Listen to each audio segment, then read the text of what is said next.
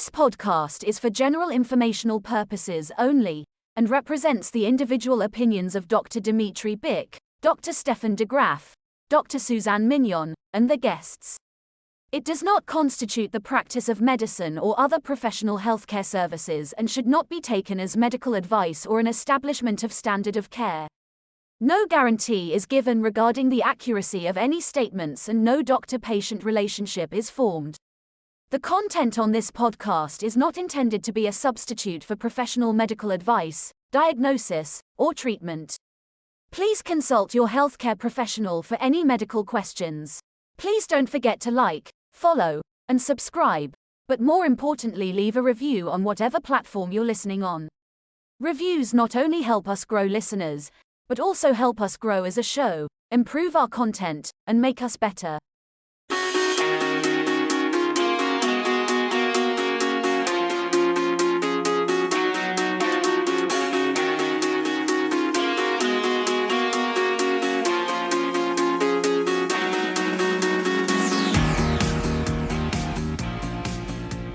We are gonna talk about the Goldwater Rule. We're gonna do the healthcare horror stat of the day. But first, if we don't talk about what happened to the Miami Hurricanes, or not what happened to them, but what they did to themselves yesterday, then Yes. I think that we're failing as a sports show. Without a doubt. Talking about self-inflicted injuries. Listen, they broke the win probability meter. Did you see what it looked like? Yeah, they were No. favored. They were the favorites. It was over 12 points that they were favored to win over Georgia Tech. They were lined up just in the right spot to win. They were in great position. There was 6 minutes and 25 seconds left, something like that. I'm talking They way had past that. possession. They ran down. They did exactly what they were supposed to do. Did you guys actually watch the end of this game? Because I watched it live. I watched the end of it. Yes, I did. They You went got there? the ball. I went back and watched it. You were there? No. I was in my bed. And Yeah. I should have been on my bed because otherwise I would have passed out and ended up with a head injury from watching it. So I was glad I was lying down. They got but they did exactly what they were supposed to do. They got the ball with 5.5 minutes left, and they literally ran it down the field. First down after first down after first down after first Use down. the clock. Yes. And they Did what they were exactly, and they had supposed to do? they had a 1st and 10 with 1 minute and 57 seconds left. So let's do some math, right? The play clock is 40 seconds. You get 3 plays. Well, you get 4. That's The it. fourth one, That's know, it. whatever. Just use the 3 entire clock. times Using 40 that's it. is 120 seconds. 1 minute and 57 seconds is About 3 seconds left. 117 seconds, Yes. right? Yeah. You take a knee and you end the take a knee. game. You take a knee. Yeah.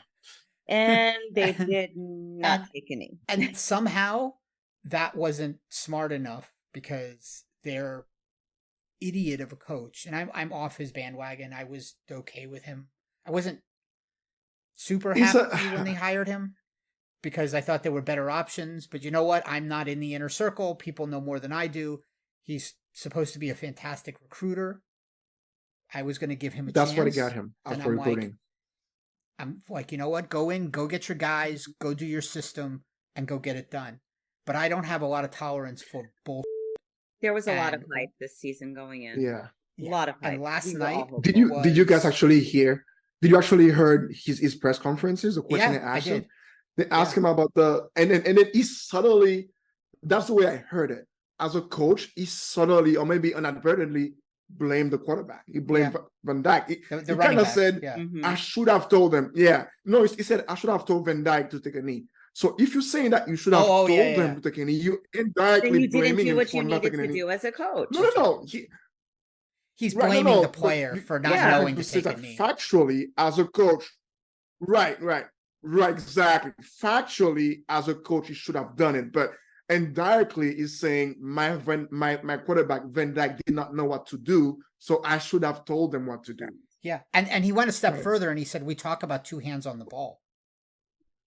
And that's indicting the running back for fumbling. Right, He right, didn't right, fumble right. because he was down, and the refs messed up that call. But I don't think it was fun ball. It wasn't a fun ball. It didn't look It like wasn't a fumble. His elbow No, was no. down and the He was ball was down. in his hands. Yeah. But you know what? I'm okay with the refs messing that up if you're going to do this, then you should suffer the consequences of this nonsense. You should lose. Yeah. You should lose just for that. And then Georgia Tech had 75 yards of total passing yards the entire game. Mm-hmm. And they went 74 yards on 3 plays. And they won the game on a Hail Mary. They won it. It wasn't even a Hail Mary. The guy was running out and he chucked it. I watched about half of the game because I was out. So I watched half of it. And I watched this quarterback and I didn't think for a second he could make that throw. He was awful the whole game. And he's running out. And on the last play, he turns into Steve Young, right-handed Steve Young. Like, what the hell, man? Yeah. Like, he flung that like it was running perfect. to his right. Yeah. He's running to his right and threw it, straight forward. Yeah. So I'm going to take this opportunity to create a new, first of all, I wanted to update. We did a top 5 list, like one of our first episodes, the top 5 worst losses in Miami history. In Miami sports history. You were not around for this, Suzanne. I was not around for this, but I'm going to include this as part of that. This was going to slip in. I took a look at it today, and so I had the 3 that didn't make the cut, the DMCs, was the lightning buzzer beater goal against the Panthers last year or the year before, the Hail Flutie in 85 against the Hurricanes. The Hurricanes have 3 on this list before this one, by the way. The Hail Flutie, the Jets' miracle comeback against the Dolphins when they were in New York when the lineman caught the ball in the end zone. Mm-hmm. You remember that, Suzanne? I'm positive. I don't know. The Allen Houston. The number 5 was Allen Houston's shot. Number 4 was the 94 Dolphins Chargers playoff game where Pete Stoyanovich missed the game-winning field goal. Number 3 was the Boston Game 6 this past year, which is the reason we did this list in the first place. Number 2 was the Notre Dame game in 1988, where they went in and they lost on a 2-point conversion. And the number 1 is the University of Miami Fiasco Bowl against Ohio State with the dumb pass interference call, the phantom pass interference call. So 3 Miami games already on this list. And I looked at it and I'm like, where can I throw this game in? And I realized that I can't, because all 5 of the ones that are actually in the 5 had stakes. And stakes matter. Allen Houston was a playoff game. The Dolphins Chargers was a playoff game. Boston was a huge playoff game. The Fiasco Bowl was the national championship game. The only one that isn't a playoff game, but it's basically a playoff game, was the 88 Notre Dame UM game. It's a de facto playoff game because at those times where they actually didn't have a playoff, when you're undefeated, in the middle of the season, the loser is pretty much out of the national championship. So hear me out. It's a de facto playoff game. Dmitry, go for it. You want to put it in there? You let me know. Can we call this? Can we just create like a list B of the worst where there's no stakes at hand? I'd have to consider that. I have to come up with that list. I mean, this was just bad. It was just bad. And it was implications. No, I agree. It has some implications, but it's not a playoff game or anything like that. It's a regular season game against a bad opponent. But the way they lost made me come up with the other list, which is the top 5 biggest coaching blunders in the history of sports. Oh, there was one with Pete Carroll for sure. That's going to be in there with Russell Wilson and. So here is my top 5 worst coaching blunders in the history of sports. And there's one qualification in here. There's one exception where it's not a coach, but I'll get to it. So number 5, and interestingly, 2 of them are Miami based. Number 5, Greg Popovich takes out Tim Duncan against the Miami Heat in the playoffs to help Chris Bosh get a rebound, which goes back to Ray Allen, which hits the 3. Well, that was great. That was good for us. Number 4. So this is the exception. It's J.R. Smith forgetting the score in game 1 against the Warriors. That's a classic. George Hill missed the second free throw. You remember that George Hill was on the free throw line, tied at 107, 4.7 seconds left. He missed the free throw. J.R. Smith had the ball, like he could have just laid it in, and he ran back to the 3-point line, and LeBron turned into a meme. He was like this. I was like, dude, ball. That was a classic. Number 3, Marshawn Lynch not getting the ball at the 2-yard line. Oh, yes. Oh, Oh, you're putting it on Pete Carroll, or you're putting it on Russell Wilson? Oh, it's a coaching blunder. It's It's a absolutely coaching total blunder. coaching It's a blunder. coaching blunder. It's Yeah, a coaching yeah. blunder. complete coaching They- blunder. and I rewatched it today to make this list. 56 seconds left. The play You before run the that, damn ball. You run the ball. they gave it to Marshawn Lynch from the 5, and he bowled his way to the 2. He was crushing them the whole He game. was crushing. Yeah. And he got down. He went down with 56 seconds left at the 2-yard line. And they were like calling plays. They had plenty of time. Second and goal they from the 2 with 56 seconds left. And they throw. You give him the ball. Like it's awful. It's The best running back in the league. Yes, at that Everybody time. knew. Yes. Everybody At knew the time, Marshawn Lynch was gonna get the ball. Everybody, the entire That's world everybody. knew he was gonna get the ball. And I he mean, wasn't we Maybe going were would have jumping scored. up and down because we knew that the Seahawks were going to defeat right. the Patriots that game. I I did. mean, like Yes. everybody hates the Patriots. Right. I was. We all jumping expected too. him to get the ball. That's And right. Mhm. Number yeah. number 2 is Mario Cristobal last night. Yeah. Math, bro. Math. 120 is greater than 117. Math. And I found out today that this season they have 4 wins. This was their first loss. In their previous 4 wins, they've never kneeled at the end of the game. They've always Yeah, he doesn't kneel. He doesn't kneel. He doesn't kneel. There's a tweet I saw. I forgot where I saw it, but he's known for that. He doesn't kneel. Yeah, That's and his he thing. did this with Oregon against Stanford, Yes. where he ran. Yeah. The guy fumbled, but in that situation, it was 2nd and 2. They had a timeout. There was still almost 2 minutes left. Like, I can at least understand that. This has no explanation. No. You're No. Someone wants to chime in on Marshawn Lynch here. You want me to bring him on on? to the number 1? Bring him You on. want me to bring him in? Go for it. We got an impromptu guest. Let me get There him. you We have go. impromptu guest. We're going to pause here for our impromptu guest. So I watched a video on Come down. TikTok, a snippet from a YouTube of Pete Carroll saying Come what they down. were going to do in What's Russell your face? Wilson. And they said that they were going to throw the ball once on that drive, but they didn't know when. So that was Russ's decision to call it. Yeah, I've heard that conspiracy theory too. And you know what I'm calling on that? I'm calling BS on that. The coach is in charge. If the coach says run the ball, you run the ball. You run the which ball. Is why the ball. Hurricanes did what they did yesterday because the coach told them to do it. Well, that was a really bad play. Yeah. So if the coach tells you to do something, you do it. Doesn't matter. I've heard that conspiracy though. That's not unusual. Do you want to introduce yourself? Hi, I'm Michael. Michael to the Okay. podcast. Hello. Hi, Michael. Thank you for joining us. Our surprise guest today. Welcome. That's right. Thanks for joining. Okay. All right. Oh. See ya. And the number one biggest coaching blunder in the history of sports. And this is identical to what happened last night. The Giants had the ball up 17-12 with about a minute and a half or so in the game, maybe about a minute. And they ran the ball on the first play. They gained 11 yards. They had the ball with under 30 seconds left. And the play clock at that time, this is 1978. The play clock at that time is 30 seconds. And what do? They tried to hand off again. The ball was fumbled on the handoff. Who picks up the ball?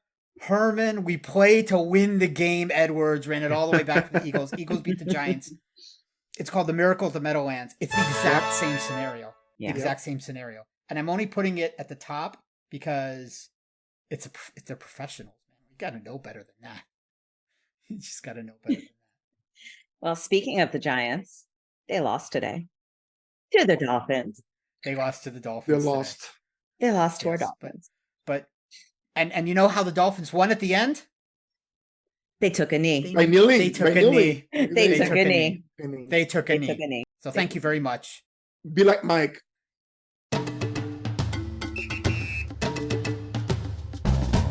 Sometimes I dream that he is me. Got to see that's how I dream to be.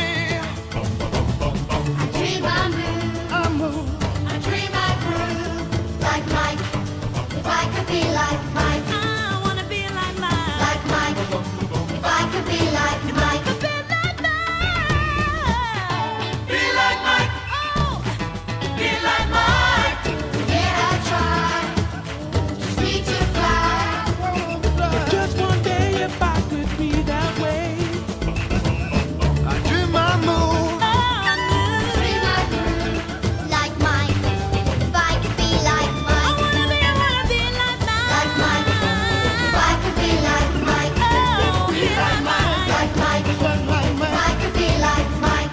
let's do this healthcare horror stat of the week, because we need to shine light on the disaster that is the American healthcare system, and this is the only way that I know how to do it without punching my face. America has the greatest health care in the world. Deductibles, drug tiers, PAs, and copays. But you can get an MRI today for the low price of just $2K. America, yay! The stat: the United States spends most of any country on healthcare, 17.8% of the GDP, and nearly twice as much as the average of 38 high-income countries. In 2020, Americans' life expectancy is 77 years and decreasing. Other countries that are similar to ours in life expectancy: Slovakia at 77, Turkey at 78.6, Estonia at 78.9, and the Czech Republic at 78.3. The United States also has the highest infant and maternal mortality rate of any developed country. America, yay! We spend more than anyone, and we still don't live long. So what the hell are we spending it on? Which country has the highest life expectancy? I have to get the article back and find out. But we are definitely not spending on prevention. We're probably spending money on... No, we're spending on trying to fix everything once it happens. Right. Well, that's the problem, is that we I heard a conspiracy a long time ago that the health industry and the pharmaceutical industry don't care about preventing disease. They only care about treating it because there's more money in treating the disease. It always ends up being like cancer, for instance. Like they have the cure for cancer, or HIV, but they're not going to give us the cure for cancer because, it's more money to make drugs for cancer treatment. Yeah. And I'm always like, you know what, it's conspiracies. Yeah. But there's truth to it. It's not true, but there's truth to it. I agree. I'm not a conspiracy theorist by any means, but we have so much money going into wars and going into stuff that doesn't matter. And we are so advanced in science. It's hard for me to believe that we don't know how to eradicate HIV, right? Or to treat HIV differently. Now, we know how to keep people alive on HIV. We don't know how to cure HIV, which to me, I don't know. I kind of like hard to believe. They know how to treat it. I get it. I get what you're saying, Steph. Yeah. They have the treatments there, but why isn't there a cure? Or maybe there is, but there's a whole lot of red tape that exists in this country to be able to get certain things pushed through, because a lot of people wind up going to other countries to get procedures done, to get medication, because it's less red tape. Because it's less expensive too. Right. And it is less expensive as well. Eastern Europe to get dental work. Listen, people. Or go to Mexico to get. Yeah, I was gonna say I was in San Diego a year ago, and people would walk across the border. There's actually a hotel right across of Tijuana. You can walk the bridge, in between those two borders. There's a hotel right there, and the huge billboard was something about healthcare tourism. People would cross the border, get a hotel room right there for the weekend of surgery. So they'll get dental surgery, breast implants, whatever kind of surgery they had. They'll go for a weekend and then cross back after the surgery. Yeah, literally. And the talking point here is that people from Canada come over here to get MRIs and stuff like that because they can't get an MRI over there because it takes 2 months to do that. Right. Fantastic. But when they come over here and get an MRI, it costs them $2,000 to get an MRI, which is the same cost it would cost, one of us to get an MRI if we didn't have insurance. And the insurance, some people do have still, the copays are $200-300. Mm-hmm. So or they have to have co-insurance, or like with mine, I have to pay up front until I exhaust a certain amount of money, which is crazy. I have to, before I can start paying copays, like with my insurance, I have to pay almost $1,500 out of pocket during the year until I can get copays to kick in. It's ridiculous. Deductibles. And some of them are hugely high, so you're paying per month and then you're paying after that. And that's it's not a flaw in the system. This is the design. Mhm. You know, speaking of conspiracy theories, there's one theory that I've heard a long time ago, that the pharmaceutical company, they need a continuous flow of money. They need cancer, they need HIV to be still ongoing issue, because that's where they get funding to do other researches. Like if they were able to cure cancer or HIV, there would not be enough funding to, I don't know, further science or to make more researches. So the idea is that, how can we advance science if we're curing all diseases, right? If you're curing HIV and cancer, how do we get funding from purchasing pharmaceuticals to advance science? And that's where they're saying, oh, we can't get rid of diseases because we don't need the money. That's one of the interesting conspiracies. I haven't heard that one, but it's complete. Like, if I own a pharmaceutical company and I can cure all forms, because cancer, we use it as a blanket term, but there's multiple different forms kinds of of cancer. There's a different cancer, and they're right? treated differently because they don't always get the same treatment, right? If I Right, found right. a cure all for cancer, do you imagine how much money that company would make? They would break finance with the amount of money they would make on that cure, because they would just sell that, and that would be the end of it. And then you take your pharmaceutical winnings and you retire, or you sell the company for another purpose, for advancing science. Right. You know, like, we found the cure for cancer. What else can we find the cure for? Like, it's the idea that is the reason would strike me as even worse than I already think that these industries And are. you wanna see the worst part of that business, the pharmaceutical companies, that kind of business model. There are some diseases that are so rare, maybe like one in a few million people ever, and they'll tell you flat out, we don't have any incentive to research that disease because we're not going to make profit out of that manufacturing. So that disease, I'm sorry, has no cure because we're not interested in finding a cure for it. It's not a business model because you're never gonna get your money back for the investment that you're gonna make to research for that cure. And that's the issue, that healthcare has become a business model. It's a business, right? It's also Right. something that's noted in psychiatric medications too, that there's certain indications that are profit and some indications Right, aren't. right. And so Right. medications that would work for both indications are not approved for both indications. Because they don't have an One incentive. One wasn't researched to get the indication, and I The get it indication, costs right. a lot of money, but that's not just the fault of the pharmaceutical companies. That's an FDA fault too. Yes. That they have to have this level of, and I understand it, but once the drug is already approved, and you have another drug that's approved that's approved for another indication, the idea that you have to go through that entire phases again, just to prove that it works for that particular indication, when there's another drug that's very similar to it that is the same mechanism of action that's approved for the other indication, Right. seems to me a colossal waste of money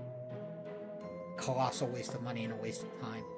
But Yeah. that's where we're at, and I think that's the reason that the companies do what they do, because they have to spend $500 million to get it through the FDA. So of course they want 7 years of patent protection, and they want to sell it for $50 a pill. Yeah, no kidding. It takes forever to get something through. Yeah. We could do this for another 20 minutes, but Oh yeah. We could without a go doubt. on and on and on. we have an important segment coming up, We have a very important segment. and I think the horror of this is sinking in. But this is going to keep going, and don't think we're doing this just for October. It works for gonna October, but this is going to continue. This is going to continue ad Yeah. nauseum It's gonna be a year-long thing. until either something changes or somebody comes after us. You're going to see somebody in the background. Come with us, sir. It's the Men in Black. Steph, there's someone behind you. Look out! I wanna be like Mike. Pow, huh?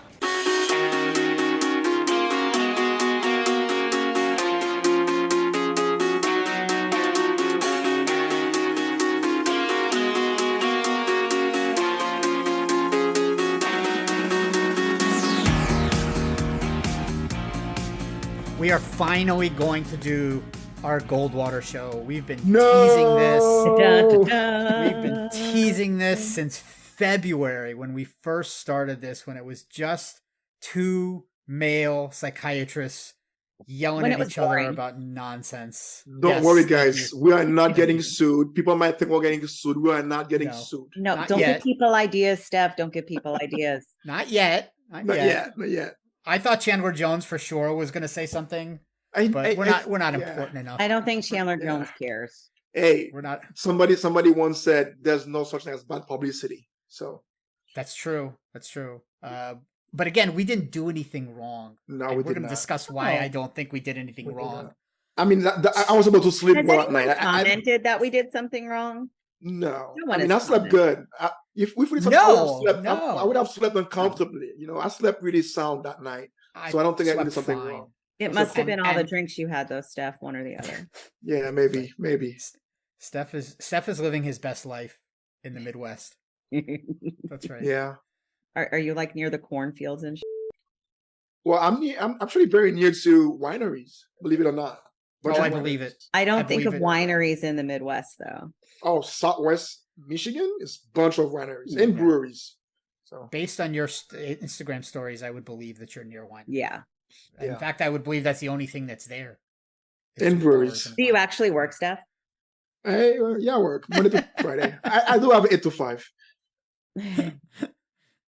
Okay, we promised to talk about this. So, any of you guys want to get back on topic, or do you guys want to keep talking about wineries? Because either one is fine with me. But I mean, it goes hand in hand. But Okay, why don't we all just get this over with?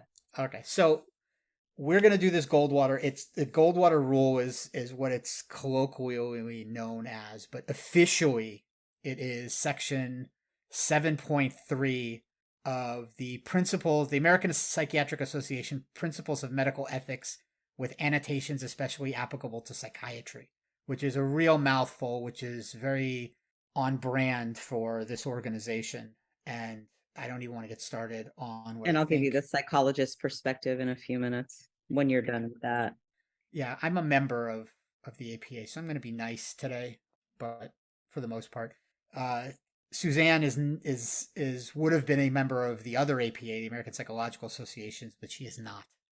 And Yes, we maybe put it she out. is the smartest of the three of us. But choice. anyway, section Still have to 7. follow their ethics code, but Section 7 says, quote, "A physician shall recognize a responsibility to participate in activities contributing to the improvement of the community and the betterment of public health."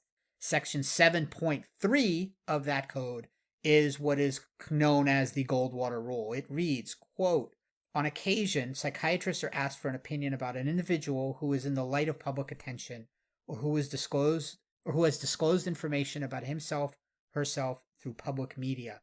In such circumstances, a psychiatrist may share with the public his or her expertise about psychiatric issues in general. However, it is unethical for a psychiatrist to offer a professional opinion unless he or she has conducted an examination and has been granted proper authorization for such a statement," unquote. Now, the reason that we're even doing this is because we're a mental health podcast that talks about current events, news, and sports. And there's a lot of mental health issues in all of those things, and they're all usually, or not usually, but sometimes about public figures. So we find ourselves in a place where we are bumping up against this section of the ethical guidelines. And what I think is happening here is that we're rubbing against it.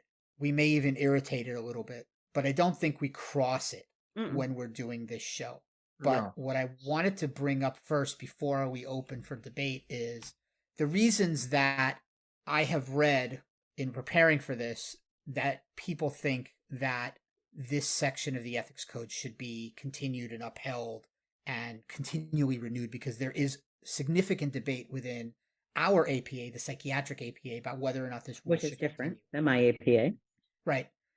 And I'm going to, you know what? Why don't you tell us what your version of that rule is? Suzanne? So it's fairly similar. What we have is basically we take precautions that any statements that we make about public figures or anything going on in the media is based on, like you guys, our professional knowledge, our training or experience. as it relates to psychological literature and the standard of practice in psychology. And we also have to be very clear that we do not have a professional relationship with that particular individual that we're discussing. So it's fairly the same. We can talk about things that are consistent with certain disorders, but we can't diagnose the person with the disorder. We don't evaluate them. We don't have that type of knowledge about the person, but we can talk about behaviors. But I think, allow me to peel back a little bit. We know what Goldwater is, but the name actually makes a lot of sense, because if we make a little of a history, Goldwater is the name of a former presidential candidate. So nowadays, people think about, I'm going to say the name, Donald Trump, that people, during his campaign, people talk about him ad nauseum, about his fitness, about his psychological fitness, people labeled him narcissistic, whatnot. But Goldwater was the first president nominee or candidate, I think it was 1964. And during the campaign, I think there was, I forgot the exact history, but there was a psychological magazine that published an article where there was a debate. Some psychiatrists were talking about his fitness. There was another camp being pro or cons. And then that stirred a debate in the country, at least in the psychiatric and psychological world, talking about how ethical or unethical it was to discuss somebody's fitness, mental fitness, without having seen them as a patient. And then further down the road, they voted on, I think the APA or both APAs voted on what ethical conducts or codes and named it after Goldwater. I think he was a senator. His name was Barry Goldwater, right? Mm-hmm. Fast forward to now, we could have named it Donald Trump Rule. Exactly the same. And he would have loved that too. Would have loved that, yeah. He would have put his name on it, like he put his name on everything. He would have offered his name for it, right? And would have taken money for it too, right? Trademark his name. But that was the history. So now that we have the context, why it is named the Goldwater Rule, going back, that's why, because people talked about public figures in a scientific world, and it was not. Well, just to expand on that, it was Fact magazine, 1964. Fact, there you go. They sent out a survey to 12,000 psychiatrists. About 1,200 responded, and they cherry picked quotes from those 1,200 responses to publish. Mm-hmm. The rule, or I'm going to stop calling it a rule. The ethical code was written into APA in 1973, so 9 years later. 9 years later, okay. And the reason is because they were trying to prevent further embarrassment to the profession, because they thought that it was an embarrassing kind of a black eye moment. Barry Goldwater actually sued Fact magazine for damages, claiming that not only did it hurt his presidential campaign, but after he couldn't walk down the street without people kind of looking at him weird, thinking that he was a narcissist or whatever it was that they published about him that made it seem like he had certain diagnoses. I think even some psychiatrists said he was floridly psychotic. So people were wondering whether or not he was psychotic on the street. So there was not just the political damages, but personal damages. I mean, sure. And so they created this guideline in the APA rules for that reason. And it's been reiterated and continued on since then. And so I read an article by Paul Applebaum, who I highly respect. He is a former president of the American Academy of Psychiatry and Law. You're calling time out. I'm calling time out. I will let you go. I will let you go into the article. But before you go into the article, I want to ask you a question, or you two a question. Mm-hmm. Go for it. In retrospect, if Fact magazine had interviewed how many thousand, I don't know, for the sake of the argument, how many thousand engineers about their opinion about Goldwater, very good water, do you think would have been an issue? Do you think the issue arose because they were psychiatrists? Of course, right? Because exactly because exactly that's my point. We have different specialized knowledge as psychologists and psychiatrists. We have specialized knowledge and training in areas that deal with human behavior and human thinking, and fitness was in question, and we make those types of opinions. So the problem is not so that we are talking about people. The point is that we are psychologists talking about people. Because everybody talks about everybody in the news. Like, you've got people talking about Donald Trump that at that time, Barry Goldwater. Okay.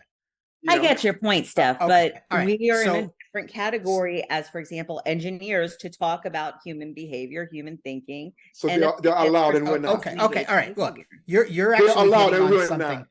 not. You're hitting on something that I wanted to go into in the article, and I'm not going to read it. I'm not going to go deep into it. What I want to do is I want to point out the article that he wrote about this is basically to give pro Goldwater arguments, is to show why it's more necessary than it's previously been shown.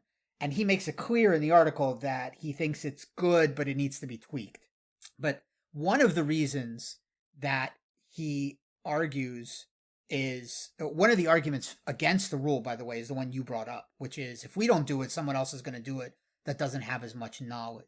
But his rebuttal is essentially that if we do it, we carry an authority. And if we do it without proper evaluation, in other words, if we're just picking sort of random facts out of what we see on TV or what we hear from a speech, we're not actually using psychiatric principles of evaluation because we're not actually doing an evaluation. We're just cherry picking, essentially. All right. So one of the pro reasons is to prevent embarrassment. The second reason he cites is that it may cause psychic injury to the individual. So if you label that person, they may, just like Barry Goldwater claimed in his suit, they may claim some sort of injury of being labeled by something that they may not actually have, and then being seen as that for the rest of their life. Another one is that what I just pointed out is that if the public seems to think that we're cherry picking, they may think we're an unscientific discipline, and they may think we're not based on science. And the last reason, and I think this is not wrong, but it's sort of like the bottom of the barrel kind of thing, is that they may think the psychiatrist is just there to kind of get the spotlight. And in today's world where the currency of the day is attention, I don't see that that's an incorrect argument. I mean, what are we doing here other than trying to get attention for our own voices? But here's my rebuttal. Dmitry. I know that. And you're not the first person to point that out. Thank you very much. But my rebuttal to all of those things is exactly what you said. If we don't do it, someone else is going to do it with less knowledge. But what we should do is we should do it the way we responsibly do it in an evaluation. So I'm going to let you guys talk about it, but I've got nice rebuttals, I think, to these things. But I could talk for 10 minutes about this. I'm going to let you guys talk for. I agree with the wholesome issue that we have to respect the person dignity, and we do have to evaluate somebody before we peg them with a diagnosis. I agree with that without getting into details. But I'm going to take issue with the first argument. I believe the first argument was that we cannot diagnose somebody that we have not evaluated, or not even diagnose, make assumption or comment on somebody that we have not evaluated. And I'm going to ask you two guys, how many times you've had or you've been asked to evaluate somebody that you could not evaluate because of their mental state? That you actually had to document patient is unable to cooperate with evaluation, and then you put your DDX, your differential diagnosis. But it's more than that. It's more than that, Steph, because I do that all the time. I have people who are in isolation cells and they're unable to come out and they won't participate in the evaluation. But we're not just saying, okay, they won't participate, here's their diagnosis. We're using other things to come up with the diagnosis. Observation. We're observing them. We're talking to people. So like, for example, myself, I'll talk to the staff in the jail and I'll talk to the deputies there. I'll read the medical records there. And in using all of that, and then my own observations of that individual, not based on what someone else is telling me, but me looking at that individual and if they're going to engage with me or not, we can come up with diagnostic impressions that way. And I think that's perfectly acceptable in both psychiatry and psychology, which is different than not having that limited information that's given to us in the media of an individual. We're only getting what the media wants to show us, which in essence, the media is already cherry picking anyway, the things they want to show us. And so I don't think that we can truly diagnose someone in that way. I mean, we could probably be pretty close a lot of the times, but there could be a whole other side to this person that isn't portrayed in the media. And there might be other information that we're not being given. So I do agree to the extent that we can't do that. I agree. Two things, though. I think you should do two things. First, if psychologists or psychiatrists are pretending to diagnose somebody, that's wrong. I think we've at least here, we've tried, or we've always been careful of not diagnosing anybody that we don't know, we've never had a professional relationship with. That's one. Second of all, you two are professional, and I could ask you offline, what would be your DDX for the sake of the argument, politics aside, what would be your diagnostic impression of Donald Trump? And I'm 100% sure that you guys will say the exact same thing, and you'll probably be confident in what you say, without any doubt. Diagnostic impression is good based upon the information that you have at that given time, of course. So if you're asking me for that impression informally, you and I can have a very informal conversation and we can talk about that. But are we going to necessarily publicly state, hey, this is what this person has? I don't think we can do that. No, we should not. We should not. Definitely. But and to go back on the second point that you made, the press, the media shows things, but also the personality, the person decide what they want to show. That particular personality that I just mentioned, he relishes that. He had his own media company, for God's sake, right? And he want that camera, that spotlight on him. And who am I to say I should not? Who am I to say I should not take you? I should not take you at your own word. Who am I to say I should not believe what you want me to believe? Right? Sure, but we're not just talking about one individual. We're talking about public people in general. I mean, so we have like Jones, who we just talked about. We have all of these various people, Antonio Brown, like all of these people that we've talked about on here. Are we going to sit here and diagnose them? Absolutely not. No. Because we're only getting the snippets from what they post. No, we can't. We can't. What they're playing. We can't do that. But it's no different for like your example that you gave with Trump, despite the fact he has his own media company. I don't think it's any different. The argument against your point is twofold. Number one, they never give consent for you to even bother with the evaluation, which I'm going to give my own rebuttal to that in a second. But the second point is what they show publicly may not actually be who they are. So if you were sitting in a room with them with the door closed, where they knew nothing would get out because of confidentiality, would they present a different picture?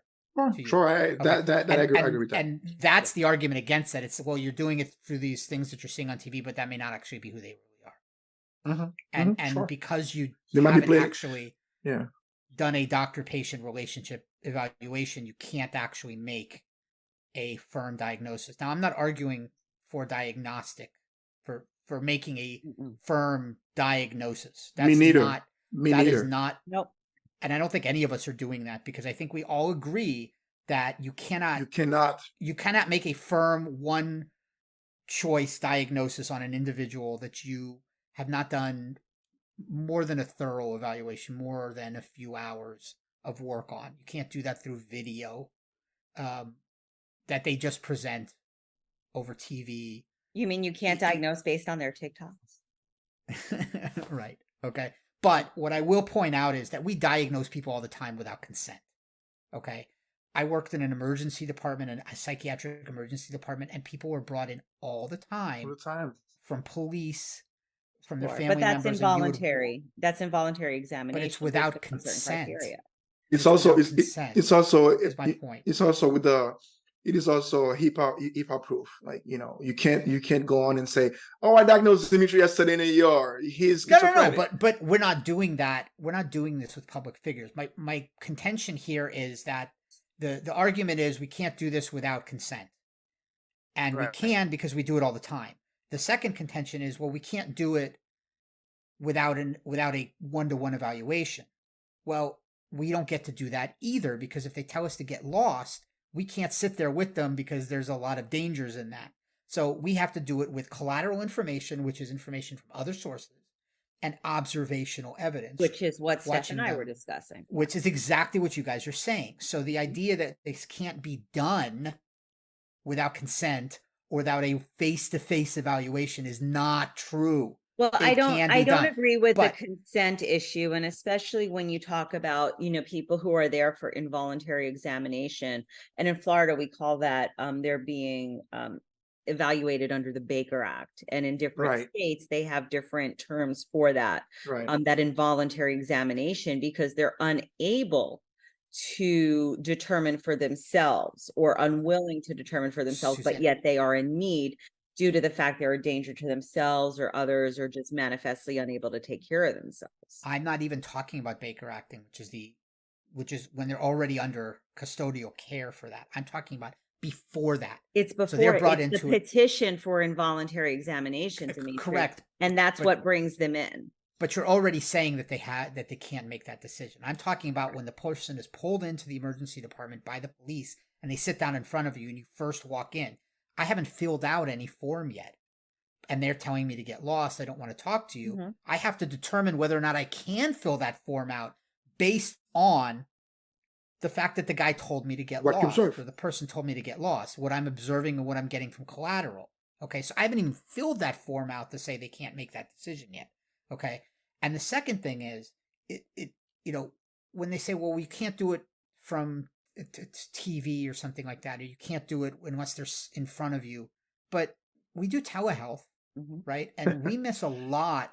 We miss a lot of body language and telehealth. Oh yes. Oh, without a We doubt. have no idea. We have that's no a idea what's different going show. on next Legs to them. fidgeting under the table and everything. But my point here That's a different is, show. yes, Yeah. But my point here is that we can do this through TV. It can be done. The question is, should it be done? It's not a question of can it be done. It absolutely can be done. Can we diagnose these people through their videos based on the information that's collected through them? Yes, we can. Should we do it? No. Probably not. No. I think it comes down to, as well, you're only getting limited information of what's being presented in those videos. And it could be argued too that you're only getting limited information as to what a person's telling you. You're only getting limited I information agree. as to what collateral sources are saying. I Sure. agree. But I think that when there's a third party that's perhaps editing, cutting, choosing which clips to show and what's going to be there, I think it might be a little bit different. Okay, but what if the party is Sure. the one choosing those clips? Like Chandler Jones didn't have It goes both ways. cutting his clips. It was him cutting the clips. Yes. Antonio Brown, it does not have a media company cutting his clips up. Those are his people making those videos. Okay. And sometimes him making those videos himself. This is a different age, right? This isn't Barry Goldwater age where the TV, takes a picture of you and puts that on TV as they edit it. In a social media age, the people go are live. their own. The people are their own TV and media companies. So they're giving you what they want you to see. Now, it may not be who they really are all the time, but you can't argue that there isn't some validity to what they're Right. showing. And for example, with Chandler Jones, like last episode, although I'm gonna repeat it, we did not diagnose him, but we use clip that is willingly put out live. So there's no editing that we made or anybody made. He was live. So even though we did not diagnose him, we discussed things that we observed and we were careful on diagnosing. But I'm going to pivot to a different point. Would you be fair? I'm going to steal the part a little bit. Would it be fair to say I'm just going to stay in the political realm because that's what we're discussing. I'm going to leave the pop culture out because I believe they do deserve their privacy. I'm against paparazzi, stuff like that. But in the political world, once you step foot in the arena, whatever position you're seeking for in office, because you're going to be a public servant. As a public servant, there's some privilege that you give away. Like if I'm paying you, my taxpayers paying you, though. You're telling me that you're going to go for office, and it's, for me, I see it's fair game that we are able, when I mean we, the general public, with psychiatrists aside, we are able to make inferences and have opinions on who you present as a person. So when you go to a debate and what you're showing, to me, it's fair game because you're going in public service. You want people to see you. You want people to judge you. So when you get judged, you only want to accept what's positive about you, but what's negative, you're gonna peg it as Goldwater or unfair or unethical. But if it's positive, you're gonna say, "Oh yeah, that's me. Yeah, I like that." So I think it's both ways. Look, I can't disagree with that. My whole point with this Goldwater issue is I I loathe censorship, and essentially what this is censorship. And Paul Applebaum argues that it's not. It's not specific censorship. It's saying that you can talk about mental health, you just can't talk about that person's mental health in a diagnostic sense. Okay, but it's still censorship because you're censoring an opinion. And my belief strongly is it's not a First Amendment thing because that's what everybody says. It's that the answer to speech, if you don't like the opinion that the psychiatrist gave, the answer to speech you don't like is not censoring that speech and telling them they shouldn't say that anymore. It's more speech. So if you don't like the opinions of that psychiatrist, it's your obligation to go in there and be like, this is the reason I don't like it.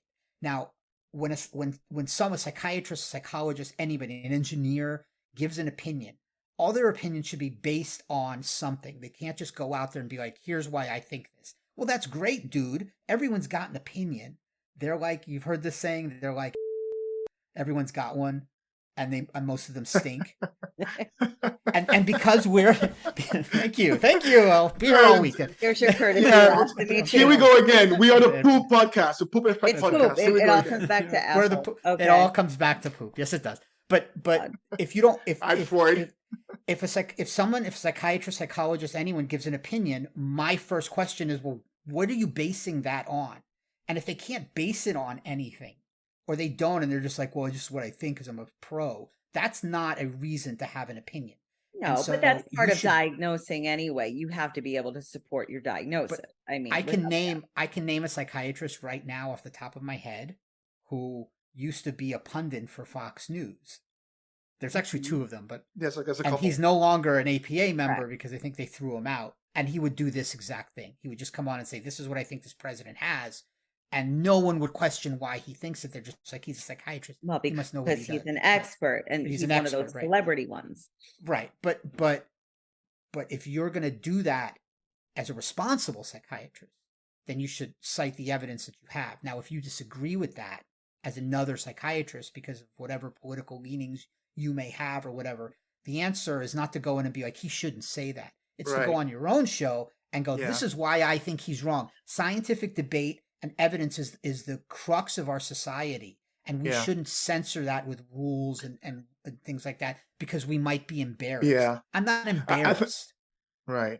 I think one of the mistakes that we do as maybe as a nation or as a culture, we are always hung up into opposite, right? Polar opposite. It's left and right. It's yes and no.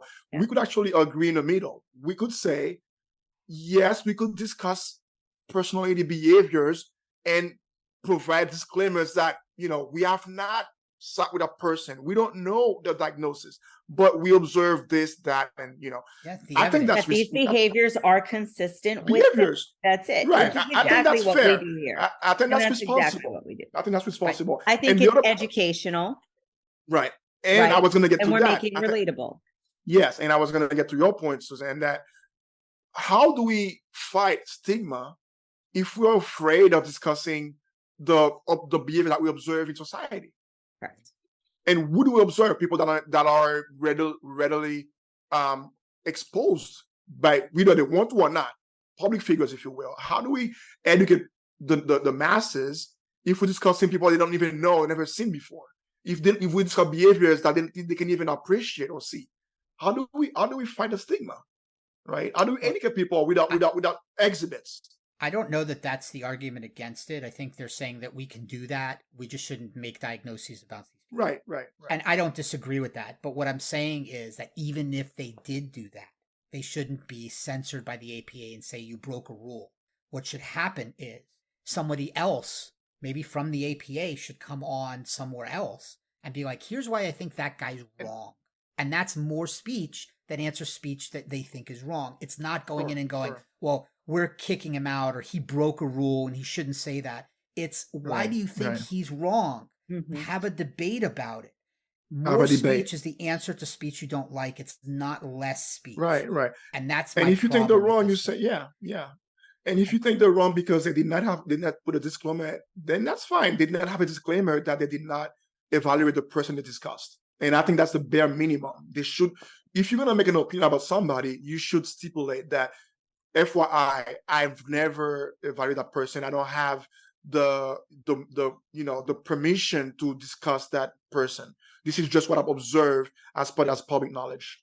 That's it. And so I see this as not a Goldwater rule, but a Goldwater guideline. Like Mike, if I could be like Mike.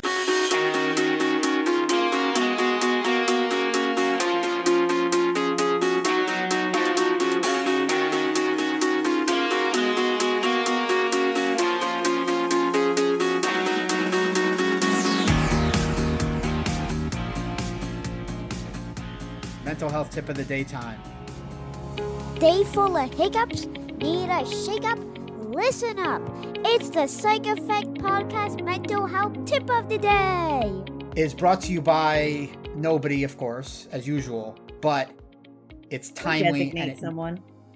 No, not until we get a real sponsor am I gonna. But I do want to point this out. I do want to send a shout out to the guy that beat me in my fantasy baseball playoffs in the final. Eric, this is for you. This tip of the day is for you. It's so cute. I promised him that I would give him a shout out. But Eric, this mental health tip of the day is for you. And the tip of the day is be humble. Don't be arrogant like Mario Cristobal was, and continue to run plays when all you really need to do is kneel. Kneel before Zod. Like Mike McDaniel did today to win the game against the Giants. He took a knee. He was humble. He did it against Denver, where he could have kicked the field goal and made it 73 points and broken a record, and instead didn't. He didn't do that. Yeah. Be humble. Take a knee when it's necessary. Do not be greedy. Kneel before Zod if necessary. Oh, but only if you're not Superman. Then you don't kneel before Zod. That's the tip of the day. That's all for this week. Yeah. I hope we finally greed kills. No, I was going to say greed is gonna get you nowhere. Greed is a human sin. Yeah. Okay. I hope you guys finally enjoyed our Goldwater show that we've been teasing forever. Thank you all for the continued support and the continued listens, continued downloads. Please don't forget to follow, like, subscribe, and written reviews, please. Not just text to your friends that are us. Yes, we get texts all the time, but if you could just put those into like the Apple app or the Spotify app, that would be great. Wherever you're listening to it from. Wherever you're listening. And we'll see you in the next one. If you have any ideas, find us on Twitter or Instagram @PsychEffectPod. We'll see you next week. # be like Mike. Everybody wants to be like Mike. Yeah, and you're going to be retired like him too. The previous podcast is for general informational purposes only, and represented the individual opinions of Dr. Dmitry Bick, Dr. Stephen DeGraff, Dr. Suzanne Mignon, and the guests. It does not constitute the practice of medicine or other professional healthcare services and should not be taken as medical advice or an establishment of standard of care. No guarantee is given regarding the accuracy of any statements, and no doctor-patient relationship is formed. The content on this podcast is not intended to be a substitute for professional medical advice, diagnosis, or treatment. Please consult your healthcare professional for any medical questions.